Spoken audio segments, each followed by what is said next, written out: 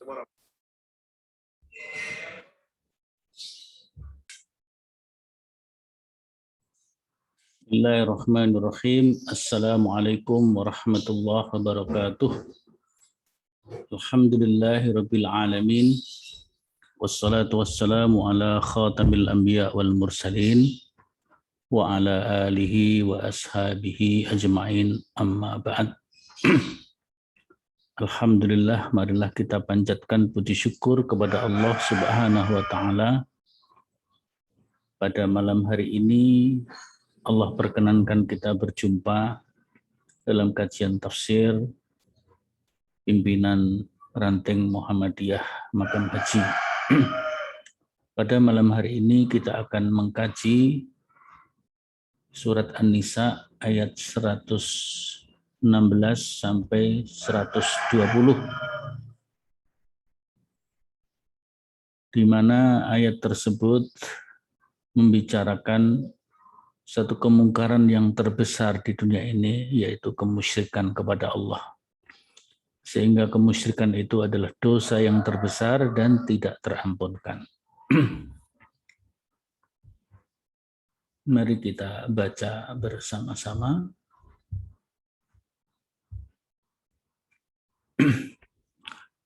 A'udzu billahi minasy syaithanir rajim.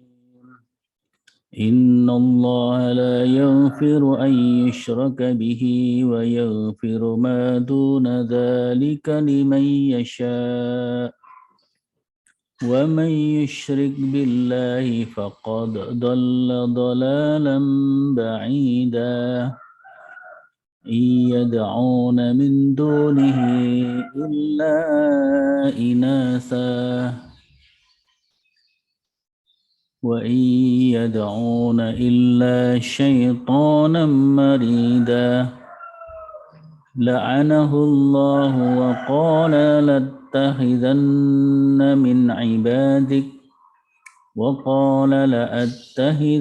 مِنْ عِبَادِكَ نَصِيبًا مَفْرُوضًا وَلَأُضِلَّنَّهُمْ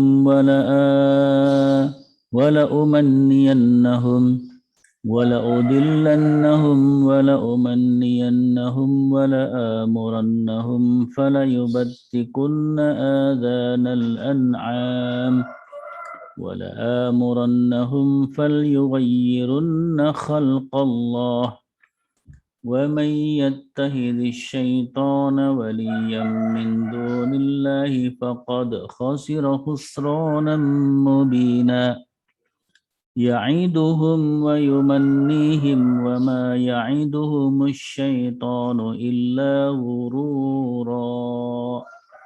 Allahumma arhamna bil Qur'an.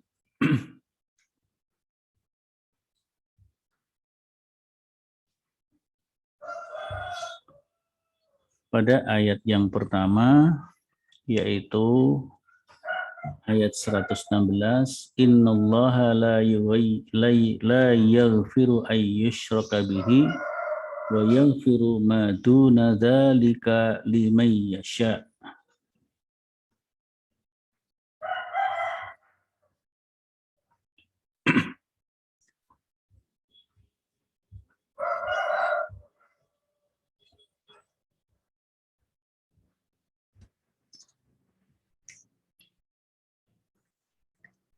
Allah tidak akan mengampuni dosa karena menyekutukannya atau syirik kepadanya, dan Allah mengampuni apa-apa dosa-dosa yang selain syirik bagi siapa yang Dia kehendaki. Wa may yusyrik billah faqad dhalla dhalalan ba'ida. Barang siapa yang menyekutukan Allah, mempersekutukan Allah, sungguh dia telah tersesat dengan kesesatan yang sangat jauh. Jadi Allah ingin menyatakan bahwa syirik adalah dosa yang terbesar dan syirik adalah dosa yang tak terampunkan. Ibnu Abbas dalam tafsirnya memberikan catatan, innallaha la yaghfiru ay yushraka bihi imma ta'alaihi. Allah tidak akan mengampuni dosa kemusyrikan, dosa menyekutukannya apabila dia mati dalam keadaan syirik. Jadi syiriknya dibawa mati. Namun apabila seseorang tersebut sempat bertaubat dari kemusyrikannya sebelum dia menghembuskan nafas yang terakhir, menurut Ibnu Abbas, Allah mungkin saja berkenan untuk mengampuninya. Itu tentang dosa syirik. Ya. Jadi dosa syirik bila dibawa mati tidak akan terampunkan. Sedangkan dosa-dosa yang lain wa yaghfiru maduna syirki. Nah, tafsirnya begitu ya. Dan Allah mengampuni dosa-dosa selain syirik ya. Maduna syirki minadz dzunub. Ya, dosa-dosa selain syirik liman yasha'u min ibadih bagi mereka, bagi orang-orang yang dikehendaki oleh Allah di antara hamba-hambanya. Dijelaskan lagi oleh Ibnu Abbas, liman yasha, yakni liman tabah. Jadi Allah menghendaki pengampunan itu bukan tanpa modal ya. Jadi Allah menghendaki pengampunan apabila orang yang ingin mendapatkan pengampunan itu, dia bertobat dari kemusyrikan, bertobat dari dosa-dosanya. Maka wa may yusyrik billah wa may yaj'al lillahi ta'ala al-wahidal ahad syarikan min khalqihi, barang siapa yang menjadikan sekutu dari makhluk-makhluknya untuk Allah yang Maha Esa, faqad ba'uda 'anil haq, maka dia sungguh telah jauh dari kebenaran atau tersesat jauh dari kebenaran, bu'dan kabira, sejauh-jauhnya, dengan kesesatan yang sejauh-jauhnya. Orang-orang musyrik itu iyad'una, orang-orang musyrik itu tidak menyembah min dunillah, selain Allah, illa inasa, kecuali menyembah patung-patung yang lemah.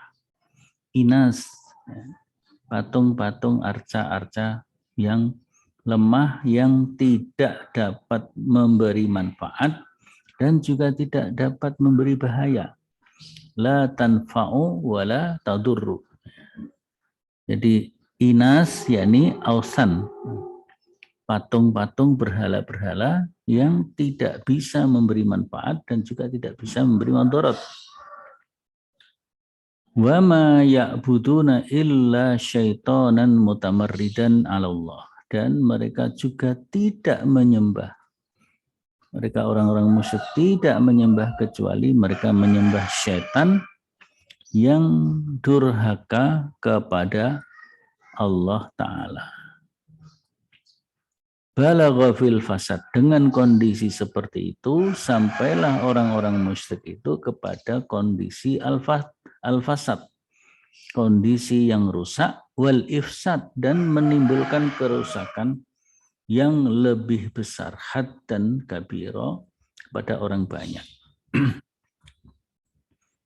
Oleh karena itu orang-orang musyrik yang sedemikian itu dilaknat oleh Allah, la'anahullah, mereka dilaknat oleh Allah. Dan yang dimaksud dilaknat di sini adalah taradahullahu ta'ala mir rahmatih, Allah menjauhkan orang tersebut dari rahmatnya. Wa qala syaitan, tapi syaitan mengatakan, wa qala syaitan la attakhidanna min ibadik, aku benar-benar akan mengambil min ibadik dari hambamu nasiban mafrudo bagian-bagian yang tertentu. Artinya setan itu akan mengganggu dan menggoda hamba-hamba Allah, semua hamba-hamba Allah dengan godaan berupa perkataan maupun berupa perbuatan. Tetapi setan itu tidak mampu, tidak mampu menyesatkan semua manusia, meskipun mereka berusaha.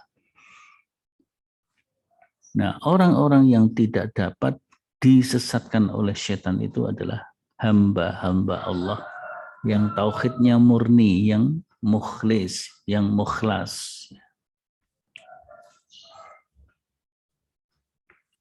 Maka setan-setan itu tidak puas, maka mereka terus berusaha.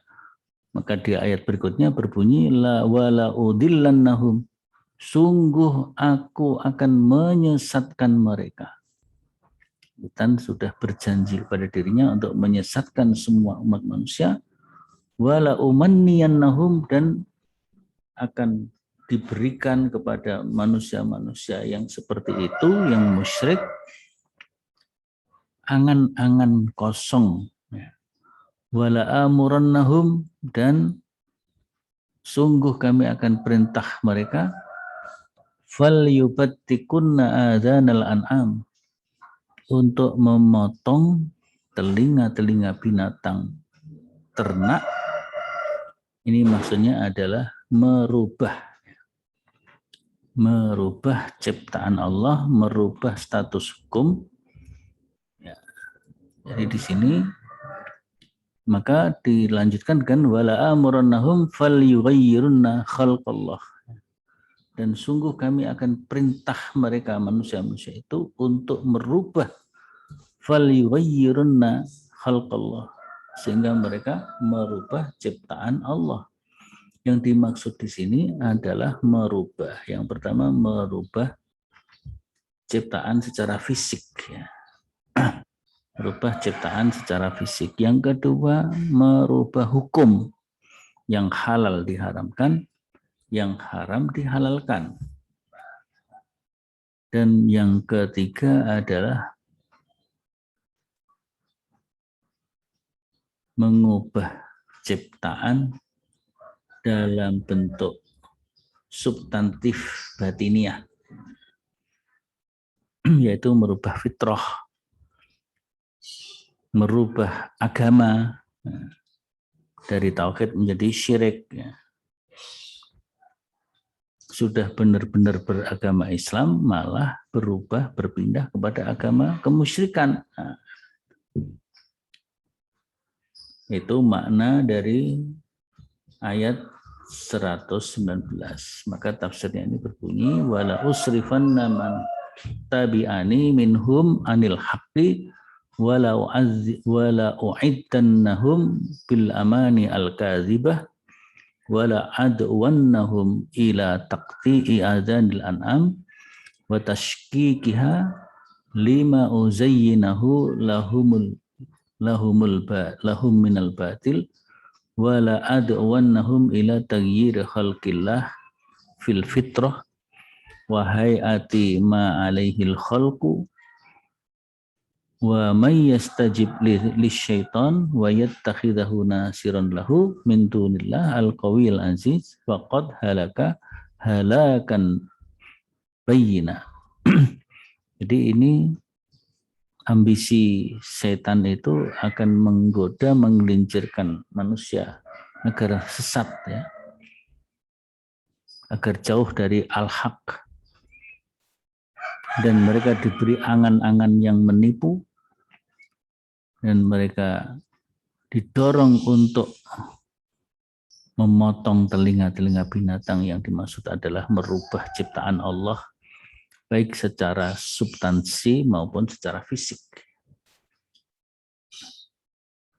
Maka barang siapa yang menjadikan setan sebagai pelindung, sebagai penolong baginya selain dari Allah yang Maha Kuat dan Maha Perkasa, maka orang tersebut berada dalam kerusakan dengan kerusakan yang nyata.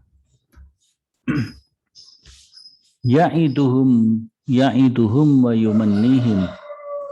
Kembali lagi mereka menjanjikan, orang-orang setan itu menjanjikan kepada orang-orang musyrik, orang-orang yang mau digoda, yang mau digelincirkan,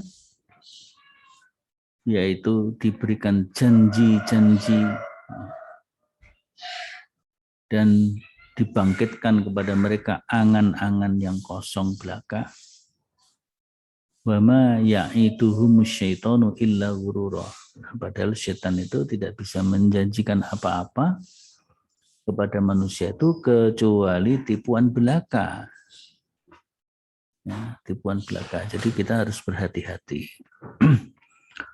Orang-orang musyrik karena berada dalam kerusakan dan bisa menimbulkan kerusakan kepada yang lainnya, maka kalau orang-orang musyrik itu, orang-orang yang menyekutukan Allah itu mendapatkan kedudukan dalam sebuah jabatan penting di sebuah negara, bangsa, di masyarakat, maka sebagai pemimpin dia akan mengeluarkan kebijakan-kebijakan, peraturan-peraturan, perundang-undangan yang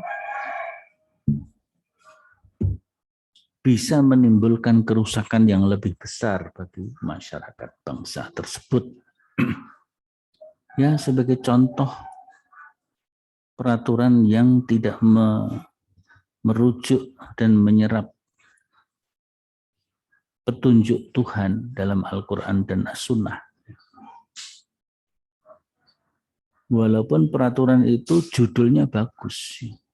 Misalnya peraturan Mendikbud-Ristek nomor 30 tahun 2021. Judulnya bagus. Pencegahan kekerasan seksual. Semuanya sepakat. Ya, kekerasan seksual harus diberantas, harus dicegah, harus dibersihkan dari dunia pendidikan. Tapi peraturan itu justru berbuah sebaliknya. Karena di dalam pasal-pasal ada pasal-pasal yang mendorong kepada terjadinya seks bebas. Asal ada persetujuan, asal suka sama suka, maka itu boleh dilakukan dan itu tidak merupakan kekerasan seksual. Kekerasan seksual itu apabila tanpa persetujuan. Jadi melakukan perzinahan kalau tanpa persetujuan itu namanya kekerasan. Tapi kalau disetujui suka sama suka itu namanya bukan kekerasan seksual. Dan itu karena itu bagian dari hak asasi manusia, ya tidak apa-apa, boleh-boleh saja. Na'udzubillah min dzalik. Dalam dinul Islam, dalam Al-Quran dan As-Sunnah, perilaku seksual yang tidak ditegakkan di atas akad yang benar, akad nikah yang benar, itu semuanya tetap merupakan kejahatan moral, kejahatan kriminal moral. Moral kriminal, moral crime. Sehingga kalau undang-undang itu diterapkan akan menimbulkan moral crime merata di seluruh lembaga pendidikan di Indonesia ini, na'udzubillah min dzalik, dan itu jelas-jelas bertentangan dengan ideologi negara Pancasila yang bertumpu kepada ketuhanan yang Maha Esa, kemanusiaan yang adil dan beradab. Jadi undang-undang itu tidak membawa kepada keadaban. Ya, mudah-mudahan Allah memberikan peringatan kepada kita semuanya, kepada pemimpin-pemimpin kita. agar kembali kepada jalan yang benar. Kita doakan kepada menteri kita yang mungkin dalam keadaan khilaf untuk kembali ke jalan yang benar. Namanya sudah baik, Nadiem Anwar Makarim. Peraturan menterinya, judulnya juga sudah baik. Ya, mudah-mudahan isinya bisa diperbaiki sesuai dengan dasar negara, ideologi negara, dan perundang-undangan yang lebih tinggi. Undang-Undang Dasar 1945, Undang-Undang Sistem Pendidikan, semuanya mengarah kepada tujuan pendidikan yang mulia, yaitu keimanan dan ketakwaan kepada Allah Subhanahu wa Ta'ala. Ya, itu suara rakyat kecil, ya. Mudah-mudahan Allah berikan taufik, berikan hidayah, maunah kepada beliau-beliau yang sedang memimpin negeri ini, sehingga bisa memimpin dan membimbing rakyatnya menjadi rakyat yang baik, menjadi rakyat yang selamat dalam kehidupannya, baik kehidupan dunia maupun akhirat nanti. Saya kira demikian kajian kita pada malam hari ini. Mudah-mudahan bermanfaat bagi kita semuanya dan bermanfaat bagi siapa saja yang memperhatikan kajian ini, kajian Al-Quran dan As-Sunnah. Nasru minallah wa fathun qarib wa basyiril mu'minin. Subhanakallahumma wa bihamdika asyhadu an la ilaha illa anta astaghfiruka wa atubu ilaik. Walhamdulillahi rabbil alamin.